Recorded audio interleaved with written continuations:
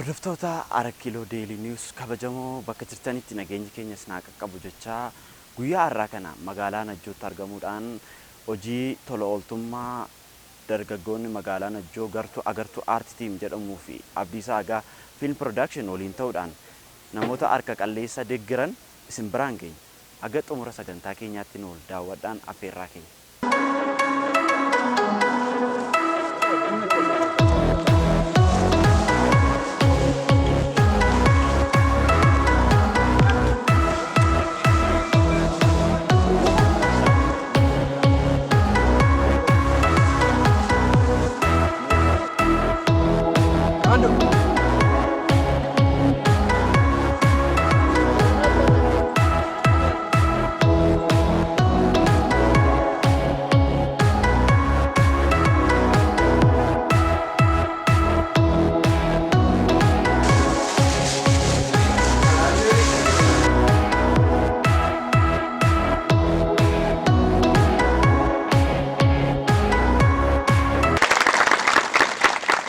Galatooma ulfaadhaa jennaa dargaggoota keenyaan Booris biyya kanaaf saba hundumaaf waan dhugaadhaan sammuu qulqulluudhaan nama hundumaa deeggaruudhaaf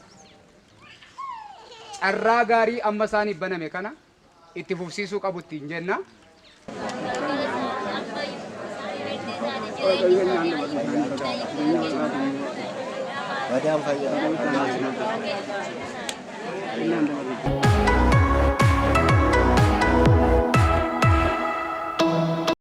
Maqaan koo Haanaa Dabalaan jedhama. Garee agartuu aartii tiimiidha. Abdiisaa Agaa Film Production waliin ta'uudhaan jechuudha kan hojjetaa jirru. Harka qalleeyyii kanaa dheengaddaa gaafa darbee kan nuun goone warra manatti hojjetachuu danda'aniif midhaan isaan ittiin hojjetatan muraasa haga humni keenya dandeebinne saamunaa isaan ittiin uffata miiccatanii ittiin dhiqatan akkasumas wantoota tokko tokko mijeessineef ilaanneef. Ani maqaan koo Obbo Magarsaa Olaniin jedhama. Jiraatoo magaalaa Najjoodha. Baay'een gammadee keessa isaallee gaala qopheessaa yoon keessa hin beeku ta'e akka namummaa kootiitti yeroo namni baay'ee wal jibbutti dargaggoonni bulchiinsa magaalaa Najjoo keessa jiraatan ofitti nu qabanii nama warroota harka qalleeyyiidhaa fi qaama miidhamaadha kanaa fi bor ittiin jiraachuudhaaf dhibee akka addunyaatti ka'e kanaa xinnoo ishee itti ofirraa ittisuudhaaf saamunaa kana waan nyaataan kana nu dhiyeessuudhaaf baay'ee guddaan isaaniin galateeffadha. Maqaan koo Abaaboo Bilaattaan jedhama. Kanan irraa dhufes magaalaa Najjoo agartuu tiimii. Baay'ee gammachuu guddaa nutti dhagahame. Sababiin isaas namoota harka qalleeyyii namoota qaama hir'uu baay'eetu dhufeesti argame. Namoonni sun immoo namoota of hin dandeenye turanii jechuudha. Isaan immoo dhufanii deeggarsa akkasii argatanii baay'eetti gammadu. Ati immoo gaafa isaanii deeggartu caalaatti keessi kee gammadaa jechuudha yeroo isaan sitti gammadan. Kanaafuu gammachuu nutti dhagahama. Jattuu dheereessa. Jaalala natti dhagaa. Eebbisuun natti dhagaa. Waaqayyo isaana eebbisutti hafuufa.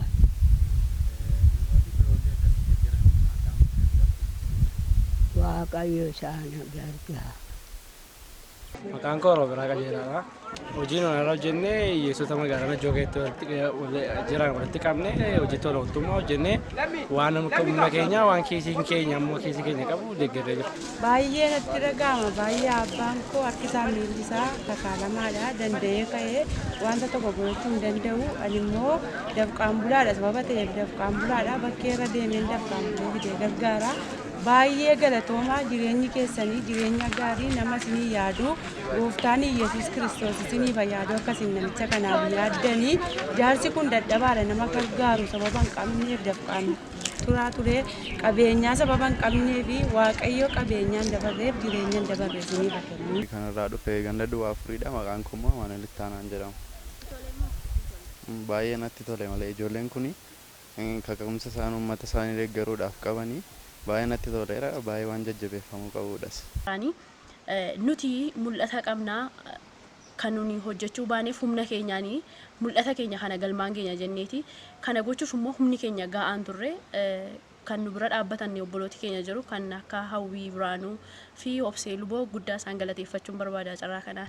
Ani maqaan koo Malaakuu Guddinaan jedhama. Ganda Duwwaa Afurtii. Gammachuu baay'ee waaqayyoo isiniif haa tolu. waaqayyoo barumsa keessan turtii keessan isin itti himtuu jedha baay'een gammada. Saudee siimesso gammachuu. Gammachuu isinitti dhaga'ame. Gammachuu guddaa. Gara fuulduraatti nuni hojii keenya kanattuma fufna deeggarsa kamiin kan eessaas nuuf dhufu nuni hojii keenyatti fufunnisnu gara fuulduraatti caalaatti jechuudha. Namoota har'a gargaarre immoo namoota muraasadha amma dandeettii keenya isaa olitti gargaaruudhaaf jechuudha. Amma sadarkaa garaagaraatti illee amma mana isaanii sirreessuufitti illee iyyaannaa jechuudha akka karoora keenyaatti. Gara boodaattis immoo humna nama keenya kana argitaniittu hamileedhaan akka isaan gara boodaattis nu jajjabeessan jedhanii dhaamsa xinnoon kennadha. Baay'een galateeffadha dargaggoo kana dargaggoo tola ooltota kana hunda keessanii baay'ee guddaa galatoomaa baay'ee isin galateeffadha galatoomaan isiniin jedha. Gara fuulduraattis akkasuma jajjabaadha waaqayyoo barumsa keessan isinitti haa ibsu jireenya guddaa isiniif kennuun jedha. Dhumarratti yaadan qabu akkuma ijoolleen kun kaka'umsa mataa isaaniitiin gocha hojii kana hojjetanii namoonni abbaa qabeenyaan garaagaraa magaalaa kana keessa jiru isaanis haaluma kanaan uummata rakkattoota kan nama gargaaru hin qabne sa'aatii kanatti gadi ba'anii hojii hojjechuun hin danda'amu waan ta'eedhaaf namoonni har'uma hojjetanii har'a ittiin bulan waan jiranii fi abbaan qabeenyaas wanta kana ilaalee gargaaru. Karoorri gara fuulduraatti qabnu hojii amma muraasa hojjenne kan kanarra caalu hojjechuu barbaanna.